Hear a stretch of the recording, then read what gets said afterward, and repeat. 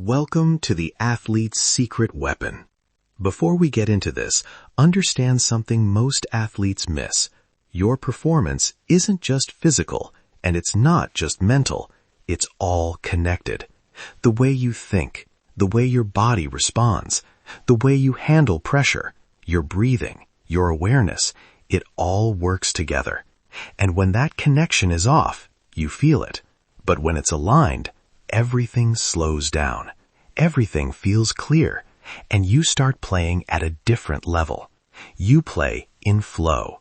That's what we're training here.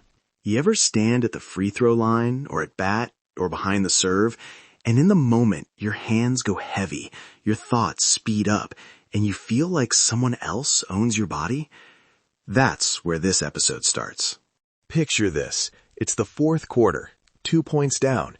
You miss a routine play, and suddenly every small doubt you had floods in. The last shot, the coach's face, the replay in your head. Your breath shortens, your shoulders clamp, and then the next play feels like wading through syrup. You want to fix it with grit, pep talks, or sheer will, but those don't get you out of syrup. They pile on pressure. Here's what most athletes don't admit out loud. You're not failing because you don't want it enough. You're failing because your nervous system is misfiring the motor program that practiced thousands of reps. Your mind starts commenting, the body freezes, and that loop locks you out of the movement you already know. Exactly. The common fixes, be more confident, relax, visualize, those help in the long term, but they don't directly reach the circuitry doing the action. What we see in the lab is interference. Cognitive noise interrupts the sensory motor pathway and prevents the procedural memory from expressing the correct motor output. It's not a moral failing, it's a gating problem in the nervous system. When pressure spikes, sympathetic arousal increases, and the brain biases for attention to threat and evaluation. That reallocation steals resources from the cortical to spinal pathways that cue smooth, practiced movement. So pep talks can feel empty. They don't change the motor gating that just got disrupted. So what's the fix? You said gating. How do we open the right gate fast enough between plays or after a mistake? We use the body's own language, movement. A targeted sub-threshold movement, meaning tiny, sport-specific, and not the full effort, can prime the exact motor program you want. It engages the sensory motor loop, reactivates procedural memory, and short-circuits the cognitive noise. We call this a motor prime, and when it's short and specific, it resets the system in about 3 seconds. Okay, that's the headline, the 3-second motor prime. Let's make it concrete. Step 1, pick a micro movement that's a smaller version of the action you want. Not a cheer, not a full practice rep, but a gesture that maps onto the same motor pattern. Step 2, keep it sub-threshold, tiny, confident, and brief. Step 3, anchor it with a simple cue word or fingertip contact so you can do it under pressure without thinking long. And Step 4, use it between plays, after a mistake, or just before a decisive rep. I'll give you an athlete example. I'm a baseball outfielder. After an error, I used to replay it for the whole inning.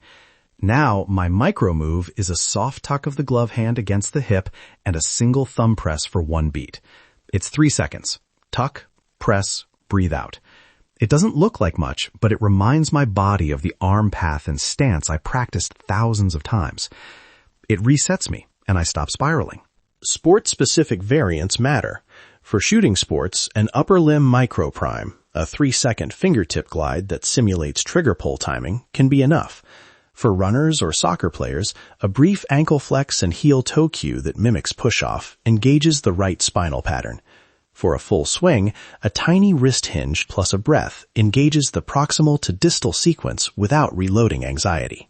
Let's walk through a step-by-step practice drill you can do today. First, pick the one play that gives you the worst spiral. Second, break that skill into its core motor feel, weight shift, wrist cue, foot contact. Third, pick a sub-threshold movement, no more than a whisper of the full motion, and pair it with a 2-word cue like prime now.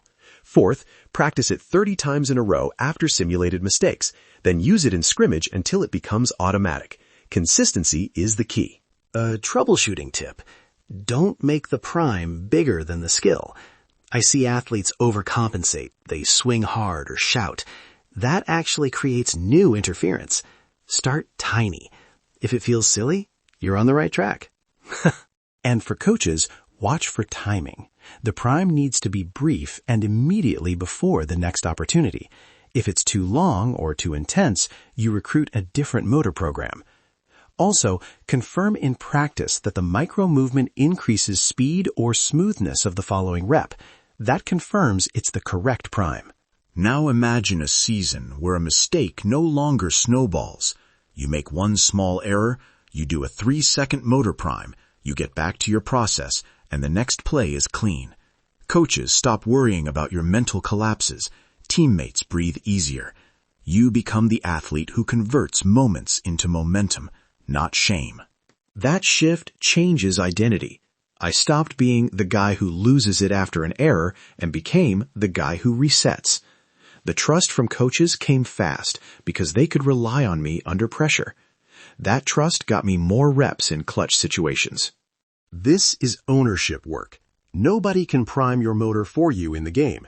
You have to practice it, refine it, and own the cue. So here's a clear practice prescription.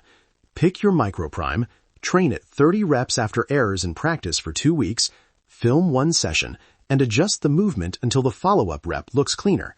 Then use it in live play for the next 3 games and track whether your error chains shorten. Small tests, quick feedback. We want to see how you do this. Share a short clip on social of your microprime, tag @AthleteSecret, and use #MotorPrime. Show the tiny movement, say your cue, and tell us the sport and situation. We'll highlight good examples and troubleshoot common mistakes. Let's create a library of primes athletes can swipe. If this podcast hit for you, don't just listen and move on. Own it. Because this isn't just about what you know. It's about how you show up. Your mind, your body, your habits, your awareness. It's all connected, and it's all your responsibility. And when you start taking ownership of that connection, that's when things change. That's when you are free to play your best. That's when you become the elite athlete you are. Have fun, play hard, and we'll see you next time. Let's get to work.